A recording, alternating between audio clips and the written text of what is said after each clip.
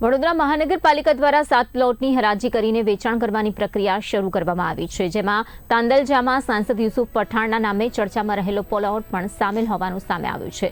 Standing કમિટીના પ્લોટના valuation સંબંધિત દરખાસ્ત સર્વાનુમતે મંજૂર કરવામાં આવી છે। જો કે આ મામલો હાલ હાઈકોર્ટમાં હોવા છતાં પાલિકાએ ઉતાવળે નિર્ણય લેતા અનેક સવાલો ઉઠી રહ્યા છે। હરાજી પ્રક્રિયા અને તેની પારદર્શિતા અંગે રાજકીય અને શહેરી વર્તુળોમાં ચર્ચા તેજ બની છે।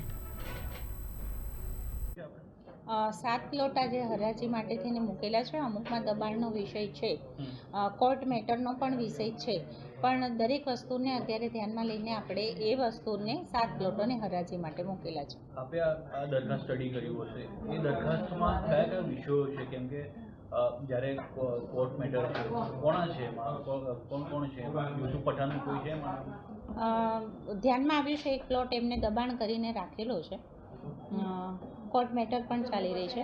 આપણે જો નાનામાં નાનું દબાણ પણ જો ધ્યાનમાં કોર્પોરેશન લેતું હોય તો ચોક્કસ આ બાબત પણ ગંભીરતાથી ધ્યાનમાં લેશે। ત્યારે યુસુફ ખાન પઠાણ આ નોટિસ લઈને ગુજરાત હાઈકોર્ટમાં સ્પેશિયલ સિવિલ એપ્લિકેશન દાખલ કરે છે અને સ્પેશિયલ સિવિલ એપ્લિકેશનનું 2025માં ઓર્ડર થાય છે અને આ ઓર્ડરમાં યુસુફ ખાનને ખરાબ રીતે ફટકાર આપીને એની પિટિશન રદ કરવામાં આવે છે।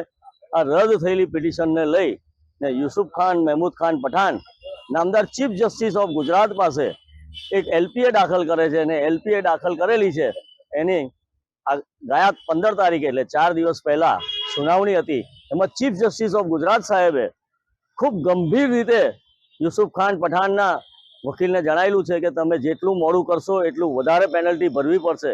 એટલે કે ચીફ જસ્ટિસ સાહેબ એક તરફ નક્કી જ છે કે એને પેનલ્ટી કરવાની છે। આ ઓનલાઈન હિયરિંગમાં બધું જ દેખાય છે।